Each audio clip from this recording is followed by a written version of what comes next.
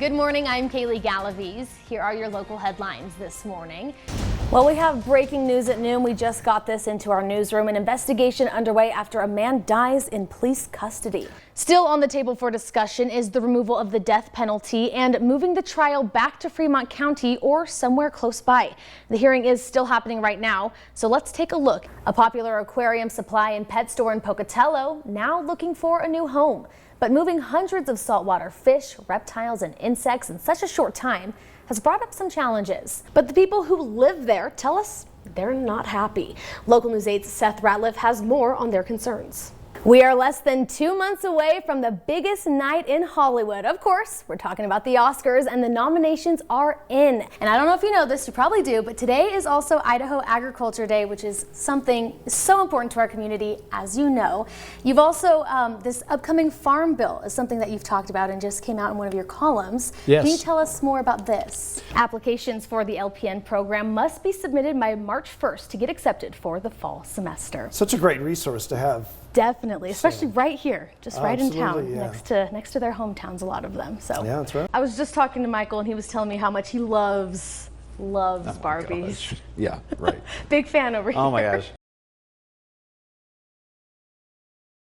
The overflow of the courthouse where I was watching from was in shock and couldn't contain their gasps with what she was saying. She talked about her near-death experience and how the children communicate with her after their deaths. Now that should wrap up things here at the Fremont County Courthouse, as Lori Vallow-Daybell is expected to start trial in Ada County on April 3rd.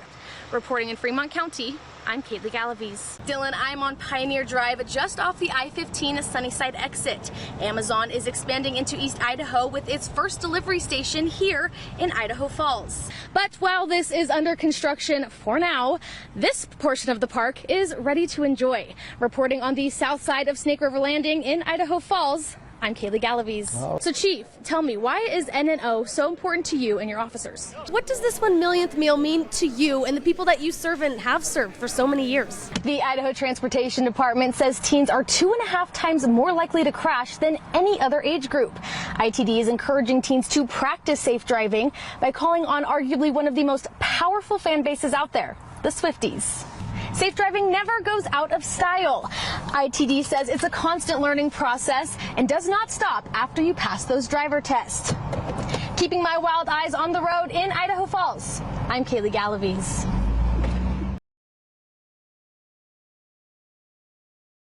About 500,000 Americans are diagnosed with Parkinson's disease. That's according to the National Institute of Neurological Disorders and Stroke. It's a disease with no cure, but one local group is finding the power to fight back, literally, and I got to see how. Rocksteady has given me life back. It gives you a sense of fighting back. 1, 2, 3. Rocksteady Boxing is a national program that teaches individuals with Parkinson's disease how to box. I'm ready to go.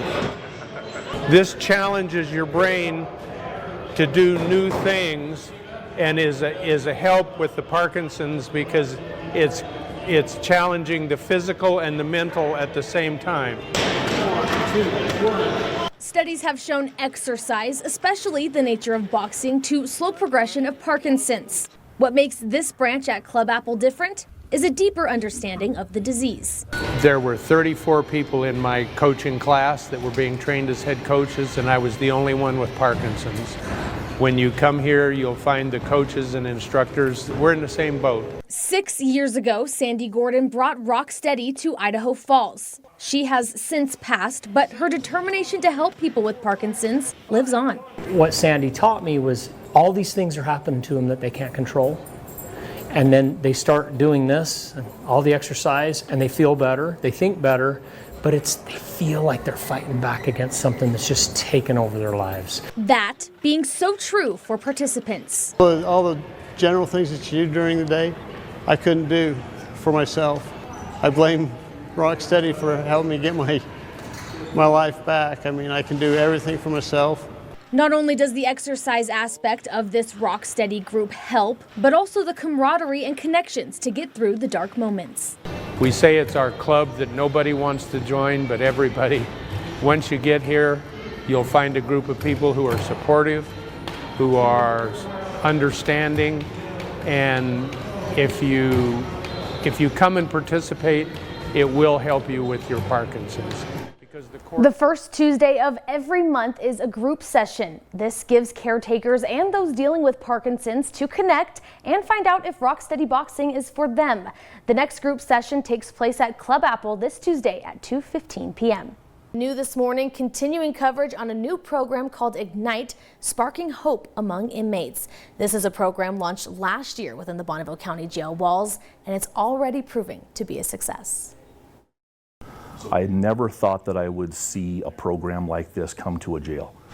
Not many know what goes on inside the Bonneville County Jail, but there's some who know it all too well. I've been in this jail now for 7 months. I've been in here for 7 months as well. I've been in and out of it for years, since I was 18. Recidivism, or relapsing, is a battle the Bonneville County Sheriff's Office is trying to combat. It's a mental addiction is what it is. It looks so insane to somebody looking from the outside, but it's even more so for somebody going through it. It's demeaning, it's demoralizing, it's the devil. Ignite, which stands for Inmate Growth Naturally and Intentionally Through Education, is already doing just that, 1 year after its launch. 90% of the people that are incarcerated in a jail, they're coming back to the community within 90 days. Nationally, 43% ended up back in jail within 1 year of their release, according to the Department of Justice. What we're really looking forward to is stopping that revolving door of people that keep coming back into jail. They're your neighbors, they're your friends, they're your family. We want them coming back to the community better than they came in. Ignite is designed to provide inmates with the education, training, and life skills to break the cycle of incarceration. And most importantly, they end up with hope that they usually don't get while they're incarcerated.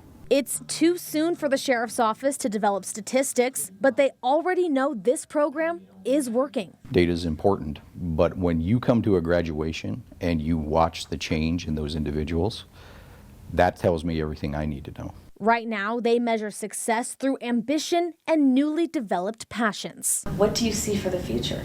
Nothing but success. I see sobriety, happiness, and peace in life. Now I can get out there and go to college. I'm looking to look into some trade schools and to further my education, so it's a big step for me. It's changed my life. Ignite is also helping unite inmates with the Sheriff's Office. It's usually like us against them, but it's proven otherwise now, and I mean, it's something that's definitely changed the core belief in me that they're not out to get you, they're out to help change our lives. A lot of times all you got to do is be a pathfinder, show them the way, and say if you do these things, you can change your own life. It's about hope. It's been a pretty successful year for the Mountain America Center. That includes the Hero Arena and Blue Cross of Idaho Conference Center. It's been 1 year since the Mountain America Center cut the ribbon, welcoming everyone to see what took decades in the making. Country music duo Big and Rich being the first to break in the Hero Arena, leaving me singing. Overall, the experience has been, it's exceeded my expectations pretty largely, and we've had a really good first year. Reports show over 270,000 guests have come through these doors since its opening to enjoy various concerts, sporting events, and activities. Country music, rock and roll, heavy metal, hockey, and other sports, those are things that people wanted in the eastern Idaho region. So the genres of music and the genres of entertainment that we have really, I think, done our community justice. The first year of success has nominated the Hero Arena for Polestar's new concert venue of the year. When you get nominated for an award like this by my industry-leading magazine, Polestar, it's a once-in-a-lifetime opportunity. They're up against the Sphere in Las Vegas, Granary Live in Salt Lake City, and more. All these facilities are world-renowned, and to be named in the category with them is just a dream come true for our staff.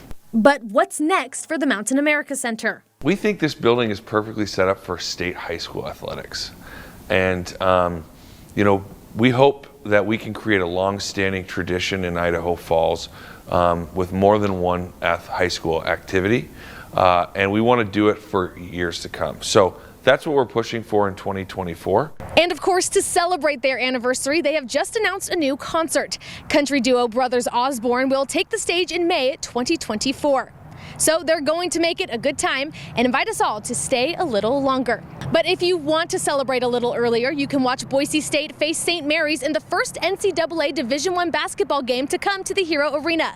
Reporting outside the Mountain America Center in Idaho Falls, I'm Kailey Galaviz.